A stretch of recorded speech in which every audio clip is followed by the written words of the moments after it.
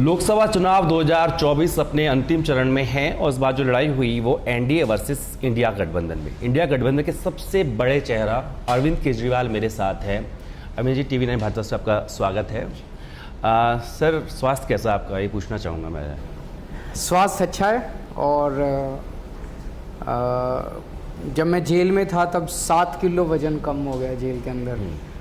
और unfortunately jail से बाहर आने के बाद भी वज़न कम ही हो रहा है ठीक होने की बजाय। तो वो अनएक्सप्लेन्ड वेट लॉस जो होता है वो थोड़ा ख़तरनाक होता है, तो उसी को लेके थोड़ी चिंता है। सुप्रीम कोर्ट से सर आप 7 दिन की राहत चाहते थे लेकिन वो मंजूर नहीं हुआ, तो फिर अब आपको जेल जाना ही पड़ेगा। मैं जेल जाने को तैयार हूँ।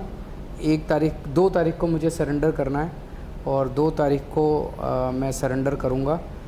लेकिन ये समझने की ज़रूरत है कि जेल क्यों भेजा जा रहा है। जी, ये लोग कह रहे हैं केजरीवाल भ्रष्टाचारी है। अगर केजरीवाल भ्रष्टाचारी है तो इस दुनिया में कोई ईमानदार नहीं है। इन्होंने कहा कि केजरीवाल ने 100 करोड़ रुपए की रिश्वत ली। कहाँ गया वो 100 करोड़? भाई हवा में तो गायब नहीं हो गया, कहीं तो रखा होगा केजरीवाल ने।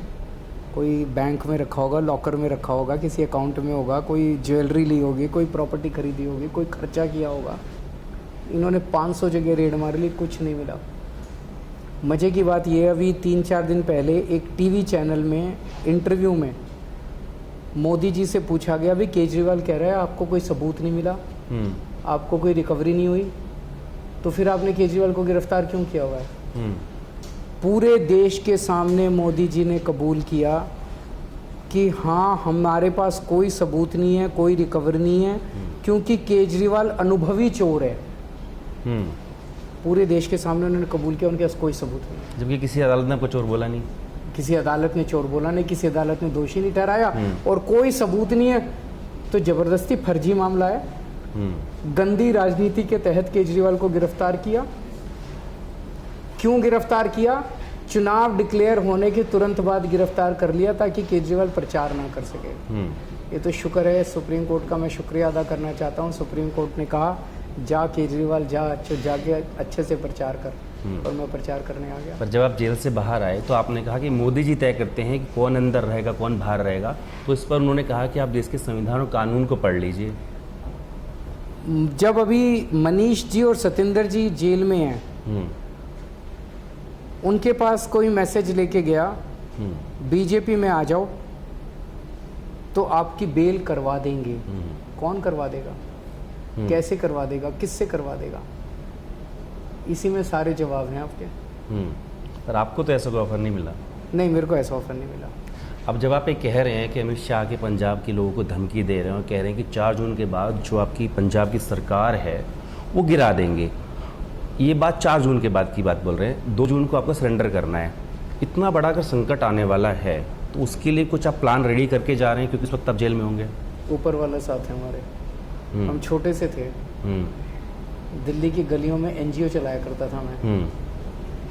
कभी जिंदगी में नहीं सोचा था कि मैं चुनाव लड़ूंगा, पार्टी बनाऊंगा। भगवान ने मुख्यमंत्री बना दिया, फिर भगवान ने दूसरा राज्य भी दे दिया। ऊपर वाले पे भरोसा रखो, ऊपर वाला सब ठीक करेगा।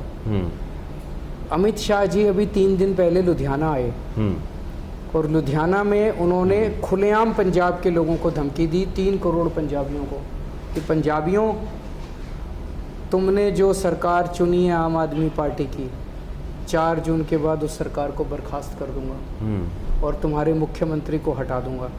कैसे हटा देंगे? गजब है, गजब की गुंडागर्दी है। 117 में से 92 MLA हैं हमारे। ED भेज के तोड़ेंगे, CBI से तोड़ेंगे, पैसे देंगे, खरीदेंगे, क्या करेंगे? इन्होंने, इनके खून मुंह लग गया है।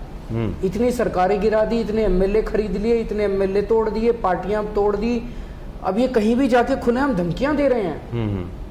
मैं अमित शाह जी को कहना चाहता हूँ, पंजाबी बहुत बड़े दिल के होते हैं।